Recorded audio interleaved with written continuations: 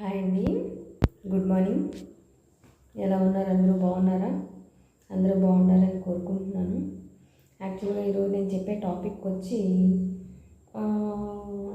యాక్చువల్గా పిల్లల మీద ప్రతి తల్లిదండ్రులు కూడా పిల్లలు బాగా చదువుకోవాలి, వృద్ధిలోకి రావాలి, నెక్స్ట్ వాళ్ళ వాళ్ళ లైఫ్ హ్యాపీగా ఉండాలి, వాళ్ళు హ్యాపీగా ఉండటం చూసి మనం హ్యాపీగా ఉండాలి అనే కాన్సెప్ట్ కోసం, వాళ్ళ చదువుల కోసం చాలా కష్టపడి, చాలా వాళ్ళు తిండి తినక మానేసి కూడా పిల్లల కోసం ఇదే రోజులు ఉంటాయి. బట్ ఇప్పుడున్న జనరేషన్ పిల్లలు, పర్టికులర్గా మగ పిల్లలు ఎలా ఉంటున్నారు అంటే, ఈ అసలు ఇంట్లో సిచ్యువేషన్స్ అర్థం చేసుకునే ఇది కానీ, పేరెంట్స్ ఆలోచన విధానాన్ని, వాళ్ళు ఏంటి, మన అమ్మ వాళ్ళు ఎంత కష్టపడి ఎంత మన కోసం శ్రమించి అన్నీ చేస్తున్నారు, మనం ఒక వేలోకి వెళ్ళాలి, మనం సిస్టమేటిక్గా బతకాలి అనే ఆలోచన లేకుండా పిచ్చి పిచ్చి పనులన్నీ చేస్తున్నారు. వాళ్ళ లైఫ్ వాళ్ళు స్పాయిల్ చేసుకుంటున్నారు. పేరెంట్స్ వాళ్ళ మీద పెట్టుకున్న హోప్స్ అన్నీ కూడా మట్టిపాలు చేస్తున్నారు. ఎంత దిగజారిపోతున్నారు అంటే డ్రగ్స్కి అడిక్ట్ అయిపోతున్నారు. ఆ మత్తులో ఏం చేస్తున్నారో తెలియకుండా బిహేవ్ చేస్తున్నారు. వాళ్ళ లైఫ్ మొత్తం కూడా పాడు చేసుకుంటున్నారు. ఈవెన్ హోప్స్ పెట్టుకున్న తల్లిదండ్రులకి చాలా నరకం కింద, చాలా నరకం. ఎందుకంటే కళ్ళ ముందు బిడ్డలా తయారైపోతూ ఉండి పాడైపోతూ ఉంటే అది చావలేక, బతకలేక, సొసైటీకి ఆన్సర్ చేయలేక, అన్ని రకాలుగా కూడా క్షీణించడమే కదా తల్లిదండ్రుల పరిస్థితి.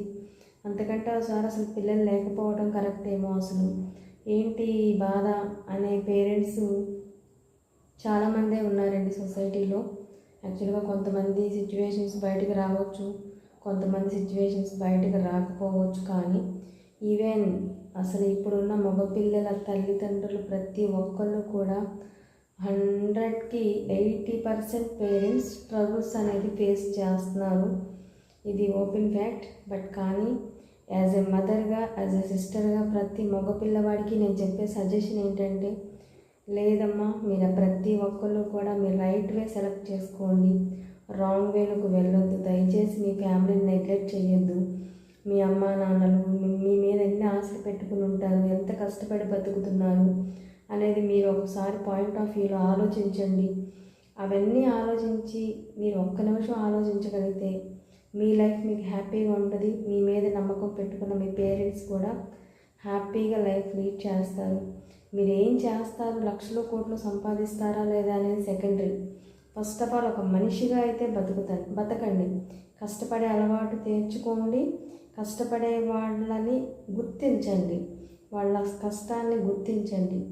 ఇంతవరకు చేసినా కానీ యాజ్ ఎ పేరెంట్స్గా ప్రతి ఒక్కళ్ళు కూడా ప్రౌడ్గా ఫీల్ అవుతారు.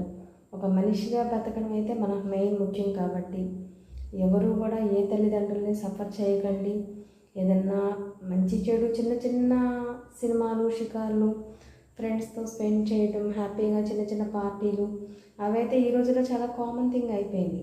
That's not a matter. దాన్ని ఎవరు కూడా పాయింట్ ఆఫ్ వ్యూలో చేయడానికి కూడా లేదు.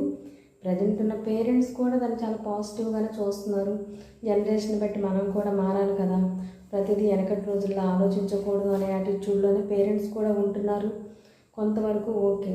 బట్ కానీ వేరే అనదర్ యాక్టివిటీస్లోకి వెళ్ళిపోయి వాళ్ళ జీవితం పాడైపోయి ఒక మత్తులో బతుకుతూ తల్లిదండ్రుల దుస్థితిని అర్థం చేసుకోలేకుండా వాళ్ళకు ఉన్న బాధలు చాలా అన్నట్టు తల్లిదండ్రులు ఇంకొంచెం బాధల్లో పడేసేసి ఇవన్నీ చేయటం అయితే కరెక్ట్ కాదు. ఎవరైతే ఇప్పుడు జనరేషన్ పిల్లలు వింటున్నారో, చూస్తున్నారో నా వీడియోని, వాళ్ళైతే యాజ్ ఎ మదర్ అనుకుంటారో, యాజ్ ఎ సిస్టర్ అనుకుంటారో, I don't know. But please వినండి. మీ లైఫ్ని ఎవ్వరూ కూడా పాడు చేసుకోవద్దు. మీ పేరెంట్స్ మీ మీద పెట్టుకున్న నమ్మకాన్ని పాడు చేసుకోవద్దు. కనీసం మనుషులుగా సొసైటీలో బతకండి. సొసైటీకి మన వల్ల కానీ, మనం చేసే పనుల వల్ల కానీ హాని అయితే 1% కూడా కలగకూడదు. అది మెయిన్ మ్యాటర్. సో ఈ వీడియో మీకు సొసైటీకి నేను నా వంతు, నా మైండ్లో ఉన్న ఆలోచనని నేను షేర్ చేస్తున్నాను. Please accept it.